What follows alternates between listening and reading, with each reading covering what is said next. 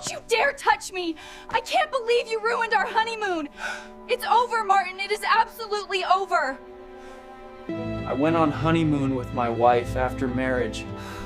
She refused to make love with me because...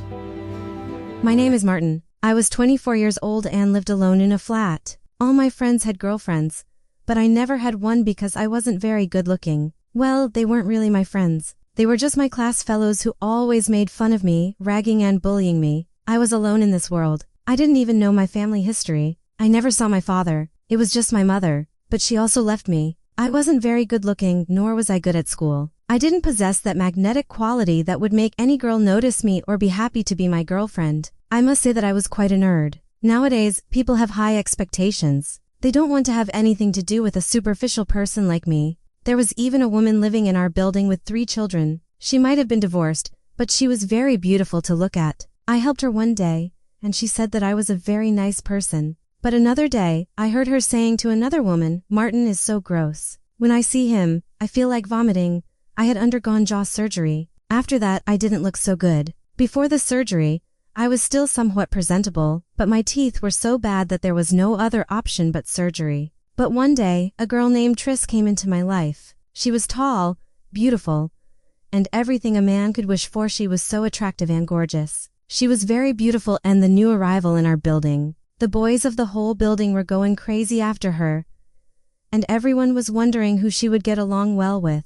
Some people even made bets. Some had also decided who would be the one to win her over. I knew that there was no chance for me. Her body was very attractive. She had also come alone. There was no one with her. There was no room for her to stay in the building, but after seeing her beauty, the owner accommodated her. There was a morning park near our building. The doctor had advised me to go there so that I could think about positive things, and he said fresh air was good for me. He told me that I had to collect all the positive energy around me. I had some sessions with a psychologist because I was very tangled in my life. She also started coming there in the morning. She looked even better in yoga pants, and the guys in the whole building were following her.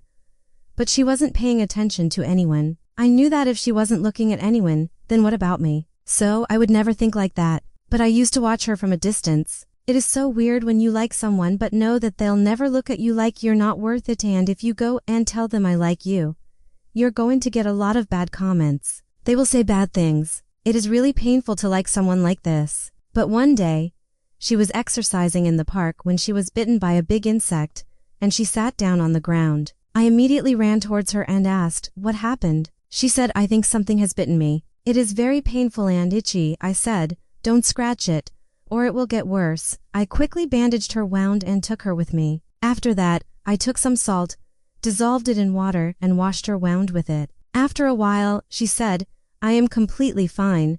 She was very impressed and said, "How did you know these things? That I was bitten by something poisonous?" I told her it was not poisonous, but it could give you an allergic reaction. "Maybe because of this, you might have an itching issue for 2 or 3 days. She said, "How do you know about all these things? Why are you sitting idle?" I said, "When I have spare time, I read lots of books about it. I like to read about animals." She asked, "You don't have any work to do?" So I said that I work online. It's 4 hours of work. After that, "I don't have any work." She said, "Why don't you get some friends to hang out with?" I said that I didn't have any friends. She looked at me for 2 seconds and said, "You will go to drink coffee with me tomorrow." I was surprised. My legs were shaking with happiness. She said, "We will go in the morning." I still couldn't believe it. When she left, I looked at myself in the mirror, and it was the same old Martin. But, shockingly, such a beautiful girl asked me for coffee. Maybe she would have done all this to say thank you. I didn't want to think anything else. In those days, I didn't know what to wear, so I wore my usual clothes. She said that I was looking good. She didn't say anything about my dress sense. She was quite happy. When we left the building, everyone saw me and was wondering what she was doing with me. But I was also happy because today was the first time I was going out with a girl. Even if it was a normal coffee date, I was still going with a girl. Tris was looking at me like she was lost while drinking coffee. On her return, she was very happy. She said that we would go again someday. I thought she would never say that, but she said, "We will go again. We will go somewhere." But one day, I saw a boy coming out of her house. He was very handsome, but maybe he was leaving because he pushed her. I was watching all this from the balcony, but when she saw me, I moved to the side, and he left. I met Tris again, and we often met back and forth because we had the same route. She used to go to her job daily. I wanted to ask her about that boy, but I was a little confused. Maybe she would get angry with me and say, "Who are you to investigate?" So I didn't ask her. But one day, we were at a coffee shop again, and she said that there was a boy at my house 2 weeks back. I said, "Yes, I have seen him." She said, "He was my ex-boyfriend, and he is an abusive boyfriend, so I have left him." I was shocked. I said, "He used to hit you?" She said, "He used to beat me. That's why I left him. And since then, I don't trust anyone. All people are the same. Their faces are beautiful, but their hearts are not beautiful. I used to live in a colony and I also had some friends there. I left everything and came here from there because I had to start a new identity and a new life in which I didn't have any interference from him. But he had just found out about me. I lied to him that I am going to get married. I said, "What was the need for you to lie? He is your boyfriend, not your husband who will pick you up." She told me that he is a very dangerous man. He has taken someone's life. Now I was also a little scared. She was really in a lot of trouble. I said that lying does not end the trouble. And she said that now she can't run away from here and go somewhere else. I don't even have money. I was very worried for her, but she said, "Don't worry. Something will happen. You are my very good friend. I can't do anything for you, but you are doing a lot for me. Just being with me is enough for me." At that moment, I realized that she did not consider me as anything more than a friend. I also told her that I do not know much about my family, but my mother used to say that my father was a very good person, and I don't know why he left us. I wanted to do something for her, but I was not able to do anything. I knew that she was in so much trouble, and as a girl alone in this brutal society, it's not a small thing. She was very brave, so I used to comfort her and tell her that everything would be fine. But something happened that surprised me. One day at night, she came to my house and said that she wanted to cook and asked me to give her a little cooking oil. But I had already prepared the food. I said, "I have prepared the food, let's eat together."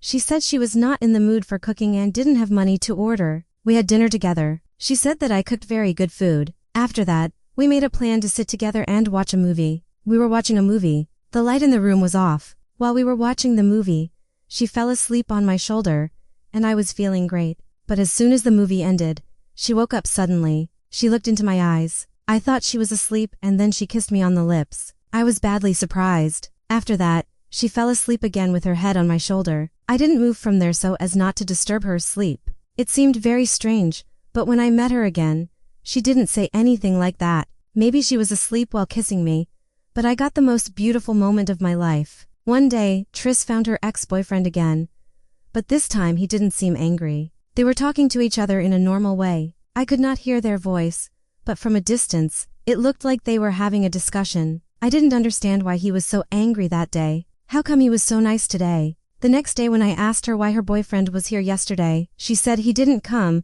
I don't know. It looked strange that she lied to me. Why did she need to do this? But she was in trouble, so she didn't tell me because she was ashamed and knew that I couldn't do anything. But one day, she said something to me and I was surprised. She said, "Will you marry me?" I said, "You are joking." She said, "No, I am not joking. We can do it. We know each other very well. I don't want to marry anyone better than me because I've been in relationships with people who are better than me. They take advantage of us and make us cry." I said, "You are also better than me." She said, "But I will not break your heart, because my own heart is broken. I do not say that I love you very much, but I am ready to marry you." I asked her if she was not kidding, and she hugged me and said, "I am not kidding. We will get married." That same week, my ex-boyfriend will also leave me and I will also get married. I will get a good husband. I was very happy about it, but I didn't show it. I got a final yes from her and started preparations. Triss said, "We will not spend much money on the wedding. We will have a court marriage, but our honeymoon should be very nice in a very nice place. You have money?" "No." I said, "I lived alone, so I didn't spend much money. I used to save money. I will find a very good place for you. Don't worry. I will arrange our honeymoon." She told me her favorite place, which was a hill station and quite far from here.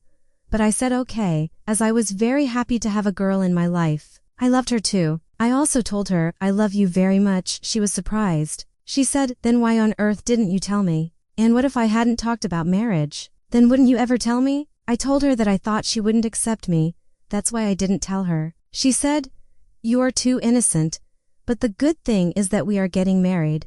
We had the wedding in quite a simple way, but we were very happy about our honeymoon. She was also very happy. She looked very beautiful as a bride. The next day after our marriage, we started preparing to go on our honeymoon. We hadn't had sex yet. She said that we would start our married life in the beautiful area of our dreams. I said okay. I was so happy in our post-marriage life that I didn't used to ask for the same thing. I was happy that I had found her, so whatever she said, I immediately accepted. I had collected some money, which was being used, but this money was collected very hard. Since the marriage, I spent it very quickly. Money was being used, but I didn't care. We left. Even on the way, she was treating me very well. Everyone was surprised to see us. A couple of people asked us if we were husband and wife, so we said yes. When we reached the hotel was very beautiful. She was also very happy to see this place. I was waiting for the night because I wanted to feel Triss close to my breath. I wanted to love her. We were tired from a long day, so we went to sleep to rest. At last the night came. We both were sitting very close to each other. When I held her hand, she pulled back her hand and said,